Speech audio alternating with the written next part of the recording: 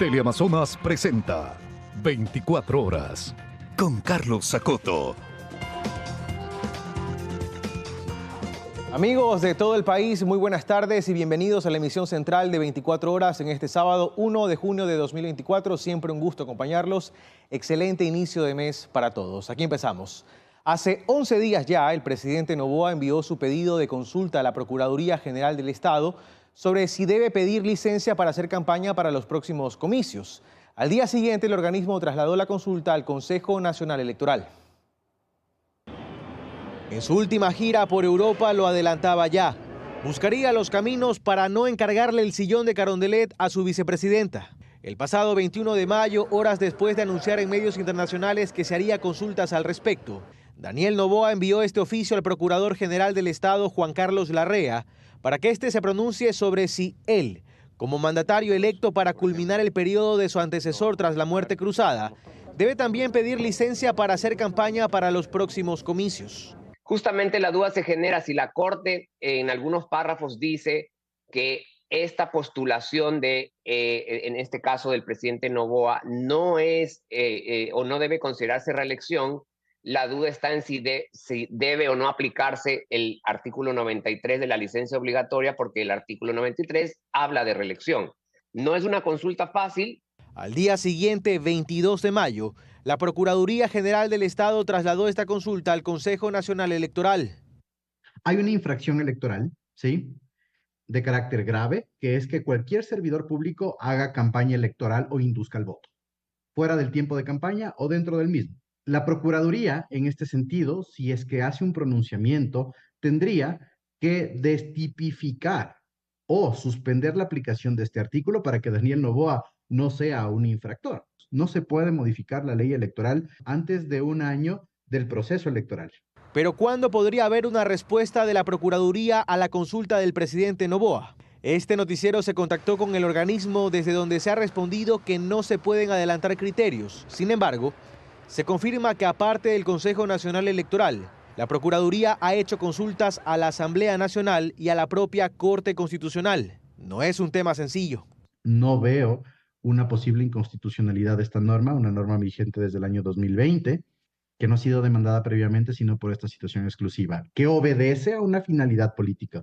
Y la Corte Constitucional realmente en sus fallos que tienen índole política es bastante sesuda y es bastante congruente para no afectar otro tipo de estamentos. La consulta de Noboa se basa en un informe de la Secretaría Jurídica de la Presidencia, donde se señala un presunto vacío legal con el que se intenta esquivar un pedido de licencia para no encargar la presidencia durante la campaña a Verónica Abad. Por lo pronto, esta semana, vence el plazo que tiene el CNE para responder a la Procuraduría. El directorio del Fondo Monetario Internacional aprobó el desembolso de $4.000 millones a Ecuador. Este nuevo acuerdo tendrá una duración de 48 meses y con ello se pretende mejorar las finanzas del país. Los primeros $1.000 millones estarían a punto de ser desembolsados. Y es que en las últimas horas el Fondo Monetario Internacional dio a conocer que se aprobó el nuevo acuerdo de $4.000 millones con Ecuador. Textualmente en este comunicado, el fondo da a conocer que la aprobación de este convenio bajo el servicio ampliado tiene como objetivo apoyar las políticas de Ecuador para así estabilizar la economía, salvaguardar la dolarización y sentar las bases para un crecimiento sostenible e inclusivo. A la par, desde el Ministerio de Economía se informó que este acuerdo SAF tiene una duración de 48 meses y representará un apoyo financiero de $4.000 millones, de los cuales el país recibirá $1.000 millones de forma inmediata. Según lo anunciado por Juan Carlos Vega, ministro de Economía, este nuevo crédito servirá para respaldar el programa económico del Ecuador, que fue diseñado desde el inicio del gobierno del presidente Daniel Noboa. Estamos básicamente al día con todos los niveles de gobierno y hemos avanzado mucho en el pago de proveedores privados. Osvaldo Landázuri es analista económico. Y si bien esta aprobación se puede calificar como una buena noticia, afirma, lo más probable es que este dinero sirva para sobrellevar los pagos de vencimiento de créditos entregados al Ecuador. Anteriormente, explica.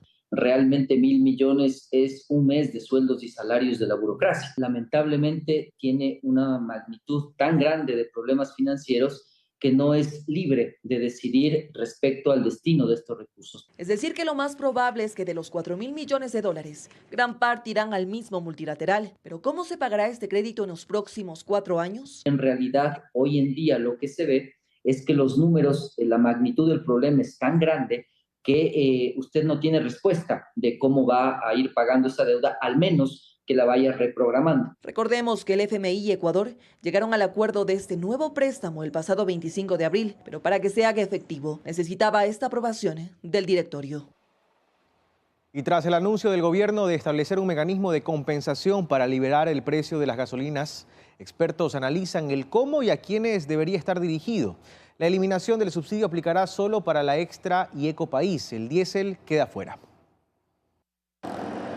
Que no será una focalización de subsidios, sino un sistema de compensación tras el aumento de precios, es el anuncio que hizo el ministro de Energía, Roberto Luque, y que en principio se aplicaría a taxis, camionetas y motores fuera de borda. Ante ello, expertos en materia económica aseguran que la decisión es la más acertada, pero creen que la lista de beneficiarios debe reconsiderarse. Al incluir a los taxistas, se está incluyendo a quien no lo requiere. En el caso del taxismo, lo que hay que permitir es que la tarifa la fije el mercado, que sea en función de la oferta y la demanda. La eliminación de subsidios se aplicará exclusivamente para las gasolinas Extra y Ecopaís, mientras que el diésel mantendrá su precio según lo anunciado por el presidente. Lo que realmente cuesta cada galón de Extra es $3.05 y de Ecopaís $3.26, pero en el mercado internacional sobrepasa los $5. Ambos aspectos deberán considerarse, dicen, para establecer un nuevo valor. Eso significa poner un precio variable en función del costo de producción, el costo de importación, lo cual significará fluctuación. También va a complejizar la entrega de la compensación. Según el Ministerio de Economía, la eliminación de los subsidios le permitiría al país obtener más de $550 millones al año, recursos que los expertos consideran deberían destinarse para cubrir necesidades urgentes. Más del 50% del subsidio a los combustibles va al quintil más rico de la población y hemos destinado más de $60.000 millones a subsidiar vehículos, cuando ese dinero debemos haberlo usado para educar a las futuras generaciones, para la salud. Porque deberíamos también tener una compensación, no una compensación económica como tal, sino el empleo, el acceso al crédito. De los 3.200 millones destinados a subsidiar combustibles, el 79% corresponde a diésel y gas. De allí que ambos expertos aseguran que establecer una focalización también a este sector deberá considerarse en un segundo momento. De su ceremonia de investidura, el presidente reelecto de El Salvador, Nayib Bukele, y su homólogo ecuatoriano, Daniel Noboa, mantuvieron una reunión. En ella abordaron temas relacionados con la ejecución del Plan de Control Territorial, estrategia de seguridad implementada por el mandatario salvadoreño en su lucha contra las pandillas. Nayib Bukele y Daniel Noboa estrecharon manos. Fue una corta reunión previo a la investidura del reelecto presidente de El Salvador. Tras el encuentro, dijo el mandatario ecuatoriano que con el gobierno de Bukele hay varias coincidencias. En los primeros años, él tuvo, digamos, problemas similares como los que nosotros hemos tenido en temas de seguridad. Después, conversaciones y negociaciones fuertes con el legislativo, reformas que se tuvieron que hacer. Antes, Noboa se reunió con el presidente de Costa Rica, Rodrigo Chávez, también invitado a la ceremonia de posesión de Nayib Bukele. Ambos mandatarios conversaron sobre la intención de mejorar el intercambio comercial entre ambos países. Se aprobó por unanimidad del Congreso el Tratado de Libre Comercio entre Costa Rica y Ecuador, que ya había sido aprobado en Ecuador también por unanimidad. Eso nos hace todavía más hermanos. Primero hay que llevar los instrumentos del acuerdo a la práctica. También hubo tiempo para reunirse con inversionistas. Primero, con un fondo de inversión que tiene interés en los proyectos de infraestructura, interés de invertir en el país porque ve que hay las condiciones para hacerlo. Segundo, tuvimos una reunión con un grupo empresarial bastante grande que ya mantiene este rato inversiones en el Ecuador y que tiene intenciones de ampliar aún más anualmente sus inversiones. Ven igual con buenos ojos lo que está sucediendo en el Ecuador y apoyan totalmente a la gestión del señor presidente. La visita del mandatario ecuatoriano a El Salvador termina este sábado.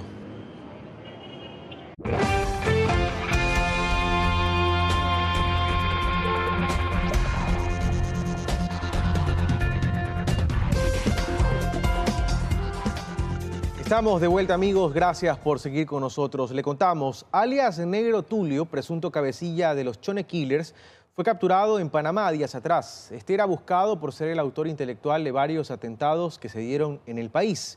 Se espera que alias Negro Tulio llegue al país en pocas horas. Sofía Wirt se encuentra en la Avenida de las Américas, en el norte de la ciudad, y nos amplía la información. Sofía, muy buenas tardes, te escuchamos. Adelante. Buenas tardes, Carlos, amigos televidentes. Así es, de manera extraoficial.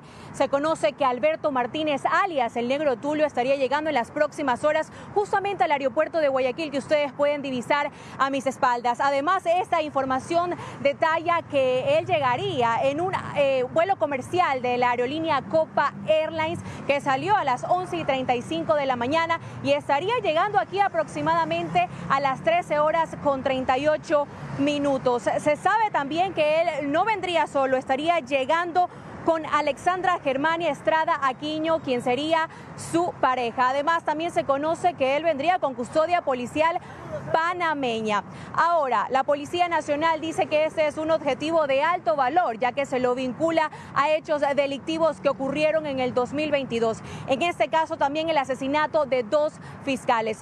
Esto es un poco la información que tenemos, pero ¿quién es alias el Negro Tulio? Catalina García nos cuenta más en el siguiente reportaje. Veamos.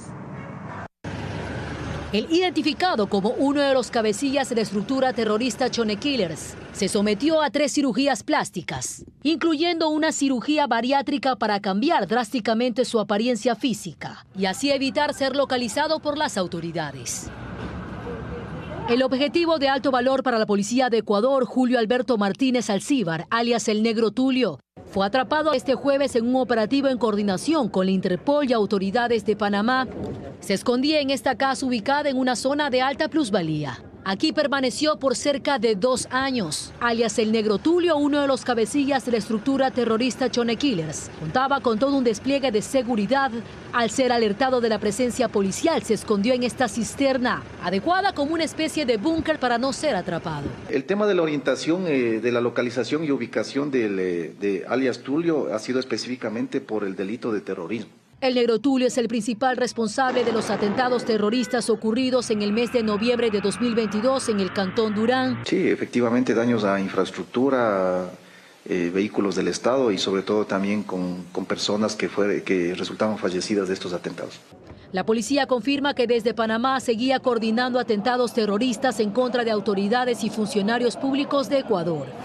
De igual manera sería el presunto responsable de los asesinatos de los fiscales Leonardo Palacios, agente fiscal del Cantón Durán, asesinado el 2 de junio de 2023, y del abogado César Suárez Pilay, agente fiscal Unidot 1 del Guayas, asesinado el 17 de enero de 2024. Julio Alberto Martínez Alcíbar registra varios antecedentes, en 2006 y 2007 por robo, 2014 por asociación ilícita y 2018 por asesinato. En poder del capturado encontraron $10.000 en efectivo, pero según los agentes de inteligencia policial, la fortuna que maneja este sujeto proveniente del crimen asciende a más de $20 millones.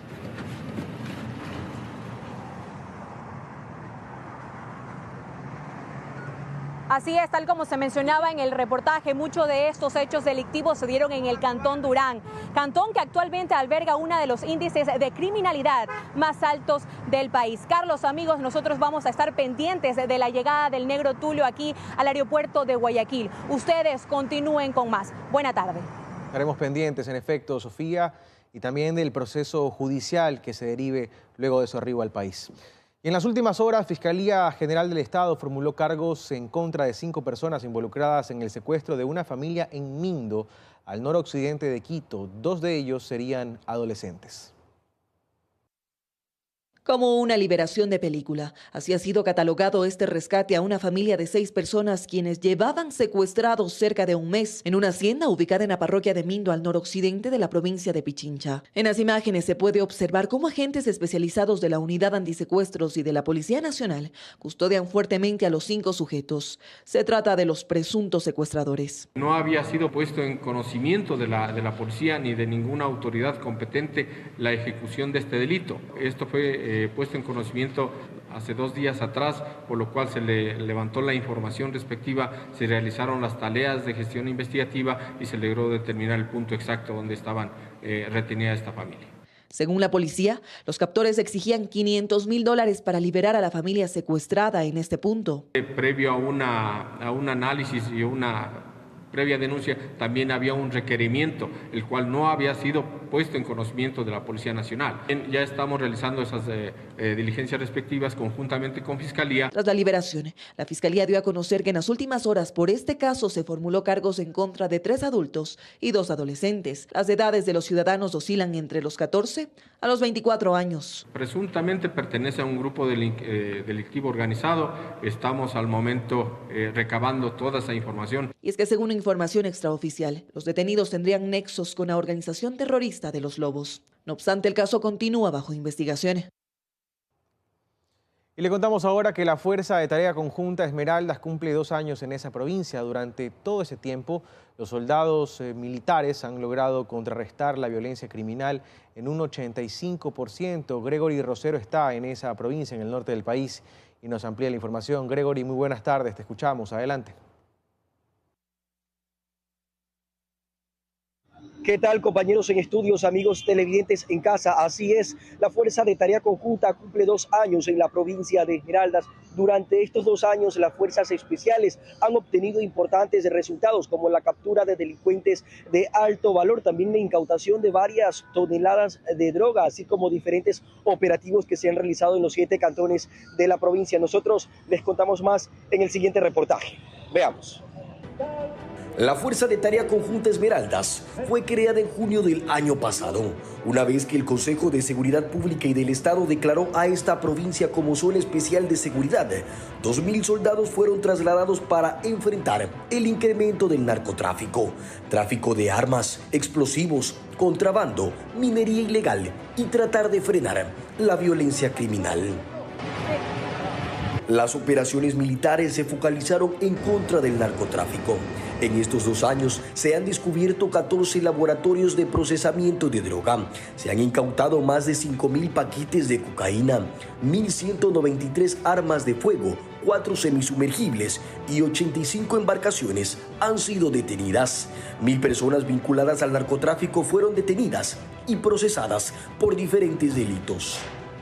Consecuentemente, no vamos a aflojar, no vamos a dejar de lado y más bien hemos intensificado las operaciones, los patrullajes son más dinámicos, los patrullajes están destinados a las áreas rurales, a las áreas donde se presume que existen o que están escondidos los terroristas.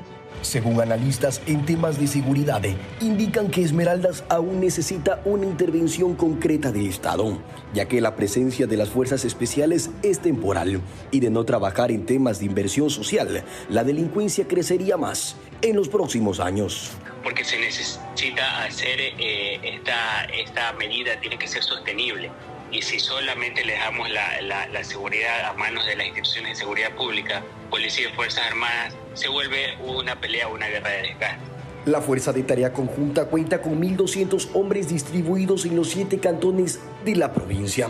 En todo este tiempo se han realizado 62.000 operaciones, las mismas que han logrado la captura de importantes cabecillas de organizaciones consideradas como terroristas. Del otro lado, la ciudadanía alega que todavía hay mucho por hacer en esta localidad, ya que la delincuencia en las últimas semanas nuevamente está tomando poder. Se vio que está cambiando la provincia y esperemos nomás de aquí a más tarde puede ser que haya. ¿Qué cree usted entonces? ¿Que deben de salir los militares todavía en la calle? Lógico, pues para uno estar más seguro. Mientras tanto, las fuerzas del orden se mantienen en las calles. En todo este tiempo, la violencia criminal se ha logrado detener en un 85% en esta provincia. No obstante, la delincuencia común continúa en las calles. Y bien, estos son los resultados obtenidos por las fuerzas especiales en todo este tiempo. De momento se conoce que se mantendrán en la frontera norte y en puntos estratégicos de la provincia. Del otro lado, la ciudadanía todavía afirma que se necesita otra intervención por parte del gobierno nacional, ya que la delincuencia en estas últimas semanas está tratando de cobrar fuerza. Es la información que se genera hasta esta hora, amigos. Ustedes continúan con más en Estudios Centrales. Una buena tarde para todos. Gracias, Gregory. Muy buenas tardes. Y le contamos ahora que la Policía Nacional encontró una fábrica clandestina de armas en Guayaquil. Por lo encontrado dentro de la vivienda, esta fábrica tendría relación con la banda delictiva Los Choneros. La fábrica clandestina de armas de fuego operaba desde el interior de una vivienda ubicada en el sector de La Florida, norte de Guayaquil, la noche de este viernes 31 de mayo. Esto tras varios meses de investigaciones por parte de los grupos especializados de la policía. Pero como ustedes ven, hay algunas partes de armas de fuego, es más, algunas con algunos jeroglíficos de algunos grupos terroristas. Y como les manifiesto, seguimos con las investigaciones para lograr establecer ya a todos los causantes de este hecho. 2 personas fueron detenidas mediante estos operativos. En el lugar se encontraron moldes para fabricar pistolas, silenciadores, correderas, entre otros equipos. También equipos tecnológicos de tercera dimensión, en donde ellos estaban fabricando este tipo de armamento clandestino. Además, varios de los objetos y piezas encontrados dentro de esta vivienda tenían inscripciones de la banda delictiva Los Choneros, misma que opera en varias provincias del país. La Policía Nacional mencionó que ninguna arma completa fue encontrada. Y sin controles aparentes, carros robados en Guayaquil se venden en distintas provincias del país. Esto pese a que los afectados denuncian el hurto a las autoridades. Ricardo Alcíbar nos amplía la información. Ricardo. Sí, ¿qué tal, compañeros? La Policía Nacional de la Zona 8, conformada por las 3 ciudades de Guayaquil, Durán y San Borondón, desde el 1 de enero al 30 de mayo, ha recuperado 574 carros y más de 600 motocicletas. Esto por presentar reporte y denuncia de haber sido robados. Además, en fase de investigación, se encuentran cerca de 1.300 vehículos, entre automotores y motocicletas. Esto por haber estado inmersos en eventos delictivos. En operativos policiales desplegados esta semana, los uniformados han encontrado vehículos con papeles legalizados, esto en agencias de tránsito de diferentes cantones, pese a que estos fueron sustraídos en la ciudad de Guayaquil y la mayoría ya están siendo comercializados en otras ciudades. A continuación, veamos el siguiente reportaje. Él es Dani, víctima de robo y secuestro en Guayaquil. A él el pasado mes de febrero, delincuentes lo interceptaron en el sector de Sauce 7, norte de la urbe, cuando se bajó de su vehículo a comprar en un local comercial. Cuando 2 hombres y 2 mujeres me abordan, me enseñan un arma de fuego, se suben a mi vehículo. Lo tuvieron secuestrado en su propio carro por más de 2 horas, recorriendo varios sectores de Guayaquil, mientras le revisaban el celular, sus cuentas bancarias y le quitaron todo lo que tenía. Finalmente, los delincuentes lo dejaron botado en la avenida Casuarina, pero su vehículo se lo llevaron. Yo me acerqué al UPC que está en la entrada a la 8 a solicitar el auxilio y posterior a eso quise ver dónde estaba mi vehículo, pero la persona cortó el rastreo del carro. El carro fue robado el pasado lunes 19 de febrero y vendido tan solo 4 días después a otra persona en Quito. Esto pese a tener reporte de robo, denuncia en la Fiscalía y notificación a la Policía Judicial. Un mes después me llama un capitán de la policía en Quito que mi vehículo había sido encontrado en Quito, se lo habían vendido con documentos. Si yo ya pongo la denuncia y pongo el bloqueo, ¿cómo pasa por peajes? En este caso, el vehículo fue plaqueado, es decir, contaba con la placa y el registro de otro automotor. Sin embargo, en un operativo, agentes de tránsito de Quito verificaron que habían alteraciones en el número de motor y chasis. Actividad que, según el coronel Luis Carrión de la Policía Judicial, se ha vuelto común en las bandas delictivas dedicadas al robo de carros. Delincuentes que se especializan ya en convertir los vehículos originales en unas réplicas. Pero para que un carro sea vendido a otra persona, como en este caso, tuvo que pasar por 3 filtros. Primero, la firma del documento de compraventa frente a un notario, en caso de que el propietario o vendedor sea casado junto a su esposo o esposa. Segundo, el pago de tasas y notificación al servicio de rentas internas. Y tercero, la revisión técnica vehicular en una agencia de tránsito. Los comercializan también utilizando a funcionarios que trabajan en diferentes entidades de revisión vehicular, tratando de comercializar ese vehículo. Recientemente una banda delictiva que se dedicaba a este delito fue desarticulada en Monte Sinaí, noroeste de Guayaquil. Con ellos se encontraron 7 matrículas con los sellos de al menos 3 agencias de tránsito, entre ellas Guayaquil, Junín y Naranjal. Una de ellas aseguró a este medio de comunicación que ni fiscalía ni policía los ha notificado del hallazgo. Cosas que no se creen, pero suceden. Increíble. Vamos a un corte comercial, regresamos con más. Siga con nosotros.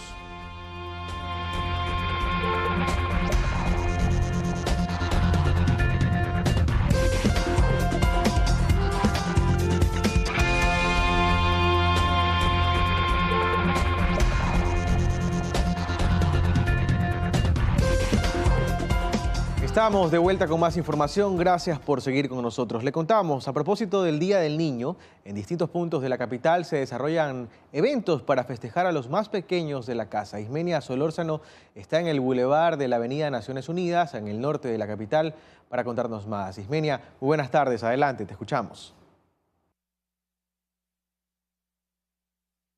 Así es, hola, ¿qué tal, Carlos? En estudios, amigos televidentes, muy buenas tardes. Nosotros nos hemos trasladado aquí al Parque de la Carolina, esto al norte de la capital, y ya podemos escuchar acá a mis espaldas, es que se presenta justamente este evento al que se ha denominado Juntos nos movemos por la niñez. Hasta aquí han llegado decenas de niños acompañados por sus padres para pasar un momento ameno que ahora mismo lo estamos viendo. Hay grupos musicales y todos ellos compartiendo pues de la música. A propósito de esta fecha, nosotros hemos querido aprovechar para darles a conocer datos preocupantes en torno a los menores de edad, a los niños, niñas, adolescentes del país.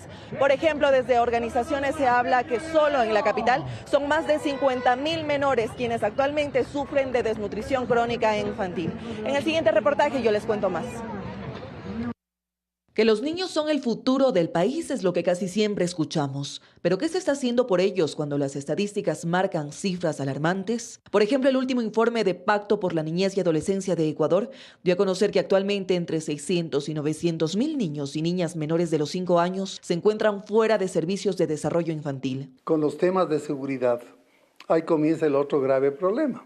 No están en el sistema educativo, viven en poblaciones pobres, de mucha violencia, y viene el tema del reclutamiento. Pero a esto se suman otras problemáticas más, como la desnutrición. Según el Instituto Nacional de Estadísticas y Censos, las provincias con mayores niveles de desnutrición crónica infantil son Chimborazo con el 35.1%, Bolívar con el 30.3% y Santa Elena con el 29.8%. Según datos de la Secretaría de Salud del municipio de Quito, se indica que hay 53.000 niños y niñas aquí en el Cantón Quito que sufren desnutrición crónica infantil. La Fundación Aldea da otra cifra estremecedora. Por ejemplo, que desde el 2014 hasta la fecha, más de 1.700 menores han quedado en orfandad por femicidios, que en la mayoría de casos son ocasionados por sus padres. Entonces los guaguas, los niños, las niñas, adolescentes se quedan al mismo tiempo sin su madre y sin su padre. Y en 4 de cada 10 casos, muchas veces ven la perpetración del delito, es decir, miran, fueron testigos del hecho.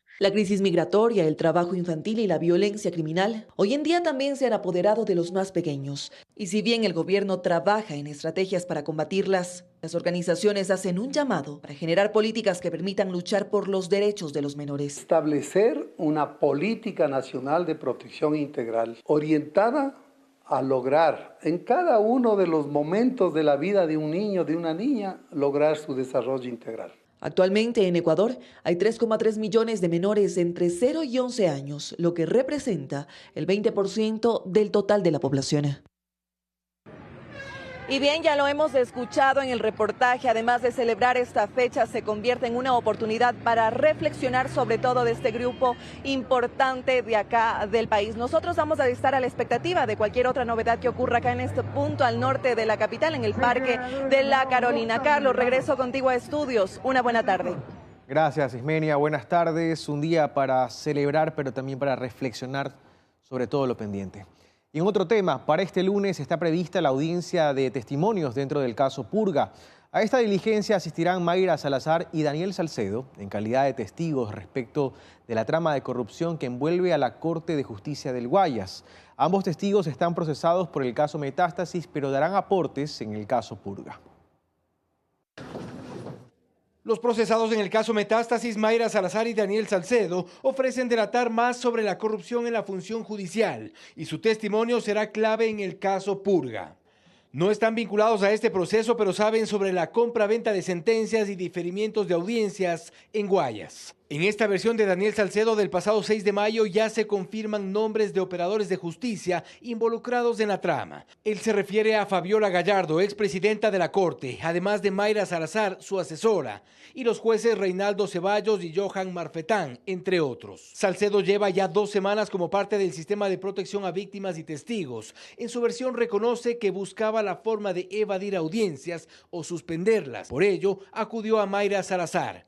La tarifa para estos propósitos era de $2,000 a $5,000. Para la declaratoria de inocencia, Salcedo se fijó una oferta de $50,000 por juez. Pero este oscuro personaje, también vinculado a la corrupción hospitalaria en pandemia, relata que en su deambular por las cortes junto a sus abogados, dice, nos dimos cuenta que efectivamente Mayra Salazar y Fabiola Gallardo eran las flechas para poder manejar a los jueces y conseguir sentencias y diferimientos. Cuenta que al juez Alberto Lino Tumbaco acudió por 3 ocasiones y dice, me solicitaba el valor de $100,000 para la inocencia. Salcedo se refirió también al juez Johan Marfetán. Allí asegura haber entregado a través de uno de los que llama sus operadores $20,000.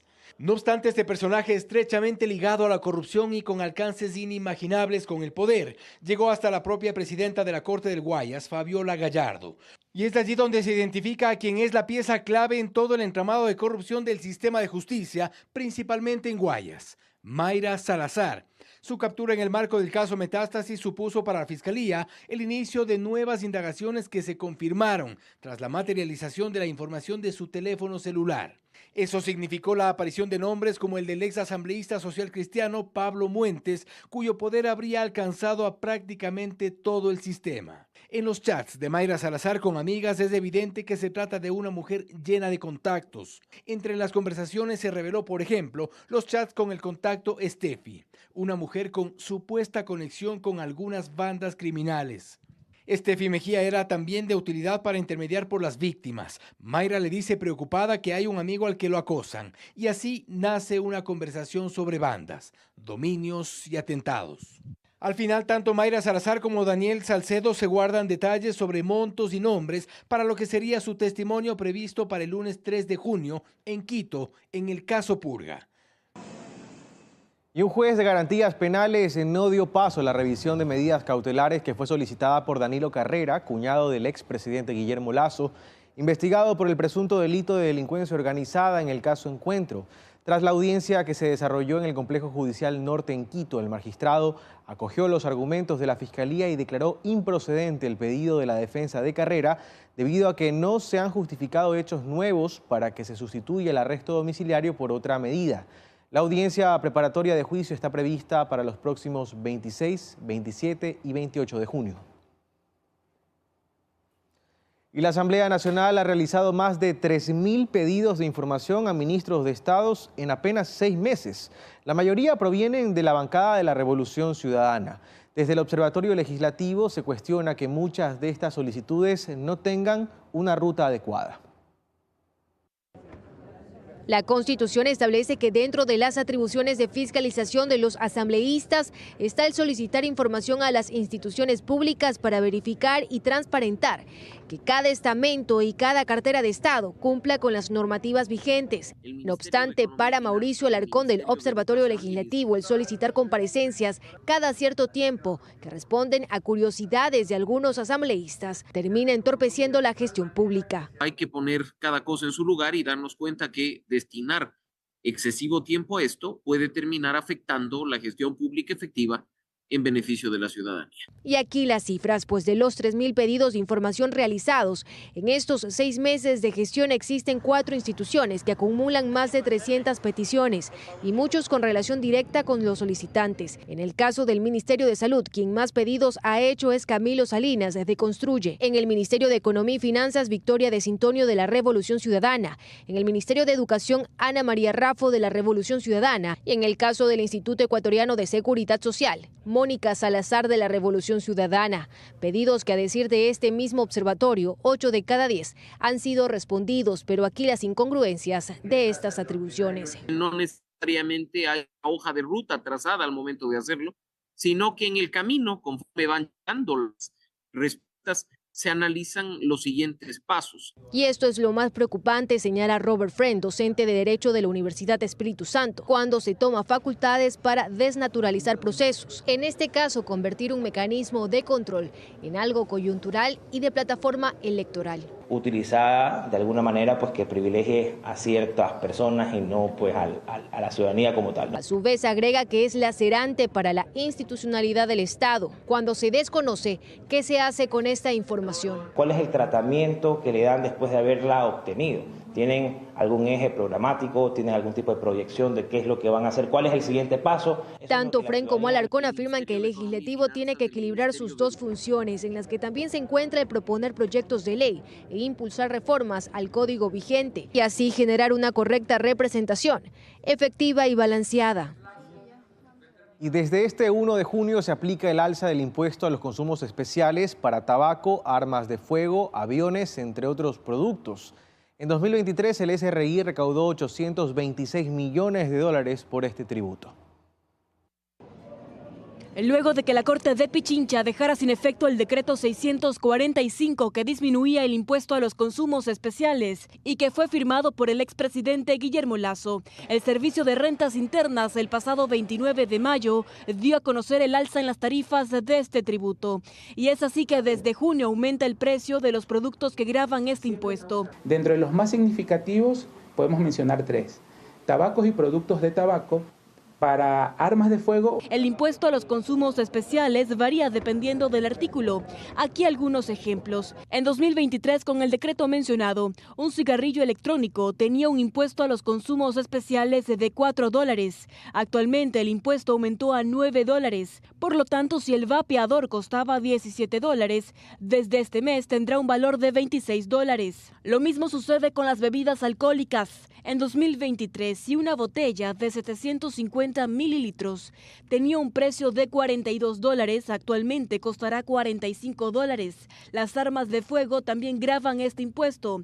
En 2023, con el decreto mencionado, el tributo para un arma valorada en $2,000 era de $250. Actualmente subió a $750. Los cigarrillos y bebidas azucaradas también aumentarán de precio. Por ejemplo, una cajetilla entera de cigarrillos estaba en $7.50 y con este tema pasaría a un valor de $9 la cajetilla entera. En 2023, el Servicio de Rentas Internas recaudó 826 millones de dólares por el impuesto a los consumos especiales. Los productos que más aportaron a la recaudación fueron las bebidas gaseosas, con 75 millones de dólares, además de las bebidas alcohólicas, con 41 millones de dólares. El colectivo Todos por la Vida solicitó a la Corte de Pichincha el recurso de apelación en contra del decreto que disminuía el impuesto a los consumos especiales, con el objetivo de cuidar la salud y la vida de todos los ecuatorianos. Revisamos otros temas. Hasta el 3 de junio se registrarán altas temperaturas durante el día en el país. Así lo informó el INAMI. Las regiones costa y amazónica serán las más afectadas. Los ecuatorianos empezaremos el 6º mes del año enfrentándonos a altas temperaturas. Así lo informó el Instituto Nacional de Meteorología e Hidrología INAMI en su advertencia meteorológica número 31. Esto igualmente se debe por aire frío y seco que hay a niveles tanto altos y medios de la atmósfera, provocando este tipo de comportamiento, más en sí aumentando el nivel de radiación UV, provocando igualmente en niveles tanto alto y muy alto. La advertencia rige hasta el 3 de junio. Y se verán afectadas todas las regiones desde las 10 de la mañana hasta las 4 de la tarde. En la costa la temperatura oscilará entre los 30 y 36 grados y serán Esmeraldas, Los Ríos y Guayas las provincias más afectadas.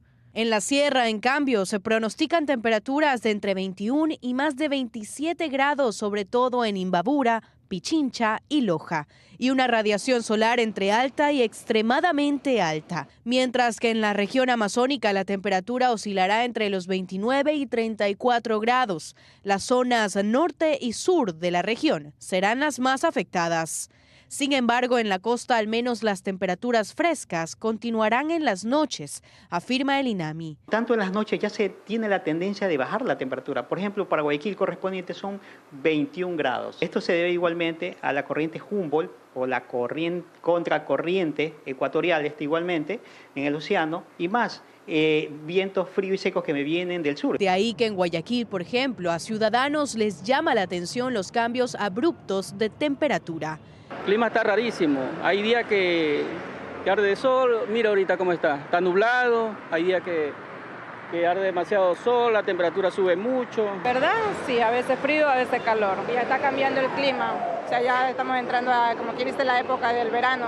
El INAMI recomendó mantener las habitaciones de las viviendas frescas y ventiladas, así como adaptar la alimentación para soportar el calor, tomar suficiente agua y evitar la exposición directa al sol.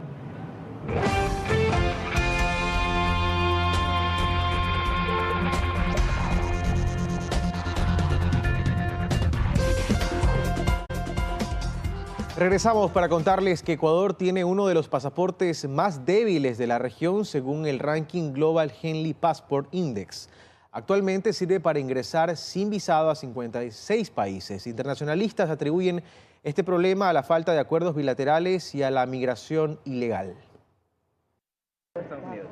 Expertos internacionales afirman que la fuerza de un pasaporte se mide según la cantidad de países a los que permite ingresar.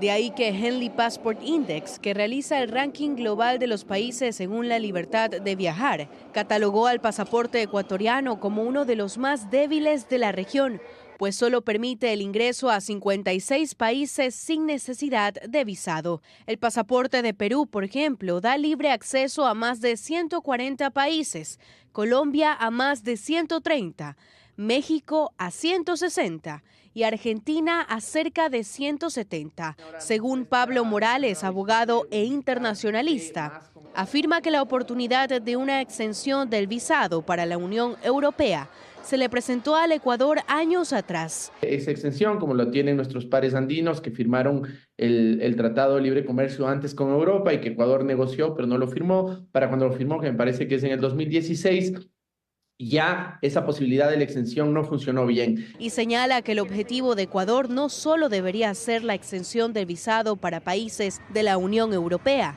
sino conseguirlo también para muchos más, y que para conseguir eso se necesitarán más acuerdos bilaterales, pues hasta el momento otras estrategias por los gobiernos de turno no han funcionado. El acuerdo es bilateral, no solamente es tú le abres, sino que del otro lado también te abren. Entonces ese trabajo bilateral creo que es el esencial. A esto se le suma el problema de la migración ilegal. En 2023, alrededor de 120,000 ecuatorianos fueron detenidos en la frontera de México con Estados Unidos. Por la gran cantidad de personas que desean migrar o irse a otros países para escapar de temas de seguridad, de violencia y sobre todo el tema económico, y por ende devalúa hasta cierto punto la ventaja de poder quedarse en el país. Otro problema que enfrenta el país a los ojos de la comunidad internacional es la inseguridad, pero afirman estos expertos que en algo podría aportar la emisión de pasaportes biométricos. Y esto da un tema de seguridad, porque la trata de personas, falsificación de pasaportes es un negocio ilegal que está subiendo considerablemente. En el ranking de Henley Passport Index, debajo de Ecuador aparecen países como Bolivia, República Dominicana, Cuba y Haití.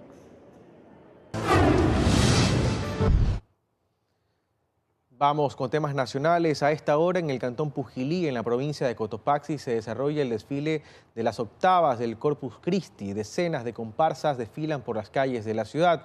Vamos a enlazarnos a esta hora con nuestro compañero Juan Pablo Toro para que nos cuente cómo se vive a esta hora este desfile intercultural. Juan Pablo. Compañeros en estudios, amigos televidentes, buenas tardes. Efectivamente, las estrechas calles del Cantón Pujilí en estos momentos se llenan de colorido, música y sobre todo mucha tradición. De varias provincias del país han llegado las diferentes delegaciones para participar en este desfile de las octavas de Corpus Christi. A continuación les presentamos un informe.